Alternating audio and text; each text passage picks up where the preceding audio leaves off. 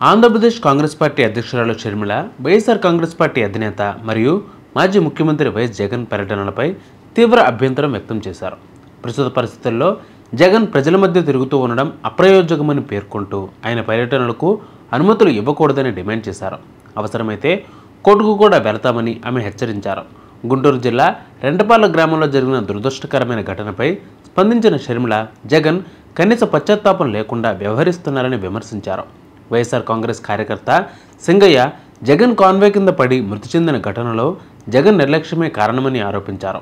ఈ ఘటనపై కేసు నమోదవ్వడాన్ని స్వాగతిస్తున్నామని తెలిపారు. స్పష్టమైన ఆధారాలు సేకరించి కేసులో న్యాయం జరిగేలా చూడాలి అని, లేకపోతే జగన్ తప్పించుకునే అవకాశాలు ఉన్నాయని షర్మిల పేర్కొన్నారు. చాలా మంది ఒక వైరల్ అయిన వీడియోను చూడడం జరిగింది. ఆ వీడియోలో చాలా స్పష్టంగా జగన్మోహన్ రెడ్డి గారి కాన్వాయ్, ఇంకా ముఖ్యంగా చెప్పాలంటే జగన్మోహన్ రెడ్డి గారి కారే డ్రైవ్ చేస్తుండగా ఆ కారు కింద పడి ఒక మనిషి కొద్ది దూరం వరకు ఆ కారు అలాగే ఆ మనిషిని టైర్ కింద వేసుకొని ఈడ్చుకు వెళ్ళడం చూశాను. ఇంత బహిరంగంగా అందరూ కళ్ళ ముందు ఈ వీడియో ఇంత స్పష్టంగా కనిపిస్తుంటే ఇది ఫేక్ వీడియో అనడం హాస్యాస్పదం. నిజానికి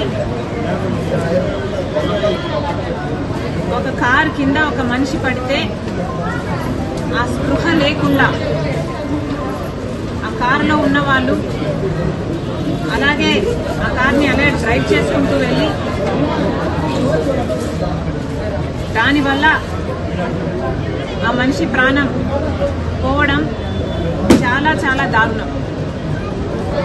ఇది ఒక ఎత్తు అయితే తప్పు ఒప్పుకోకుండా క్షమాపణ చెప్పకుండా ఇది ఒక ఫేక్ వీడియో అని జనాలను మభ్యపెట్టే ప్రయత్నం చేయడం ఇంకా దుర్మార్గం. ఇలాంటి వ్యక్తికి ప్రజల మధ్య తిరిగి అనుమతులు ఇవ్వడం వల్ల ప్రజల భద్రత ప్రమాదంలో పడుతుందని ఆమె ఆందోళన వ్యక్తం చేశారు. షర్మిల మరోవైపు జగన్ చర్యలను తీవ్రమైన విమర్శలతోనూ పలికారు.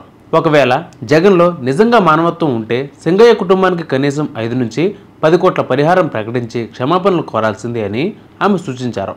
అలానే ప్రజల ముందు బహిరంగంగా క్షమాపణ చెప్పాలని డిమాండ్ చేశారు. అయితే ఇది ఏఐతో తయారైన నకిలీ వీడియో అని చెప్పడాన్ని ఆమె తీవ్రంగా ఖండించారు. ఇది దారుణం. చేసిన తప్పుకు బాధ్యత తీసుకోకుండా తప్పించుకోవడం సరికాదు అని షర్మిల పేర్కొన్నారు.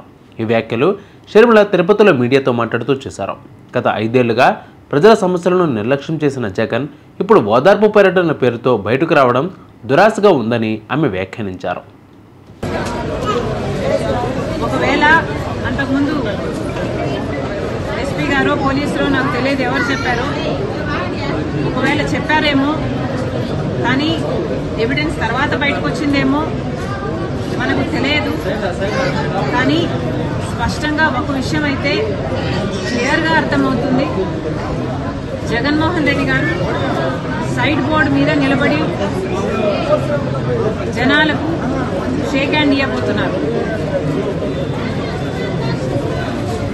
అసలు పర్మిషన్ ఉన్నది 3 కార్లకి 100 మంది జనానికి అయితే జగన్మోహన్ రెడ్డి గారి కాన్వాయ్లోనే 50 కార్లు ఉన్నాయట.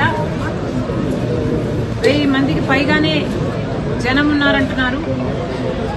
ఇంతమంది జనం మధ్య కాన్వాయ్ మూవ్ అవుతుండగా జగన్మోహన్ రెడ్డి గారు ఒక పార్టీ నాయకుడిగా సైడ్ బోర్డు మీద నిలబడి ఆ జనానికి షేక్ హ్యాండ్ ఇస్తున్నారు.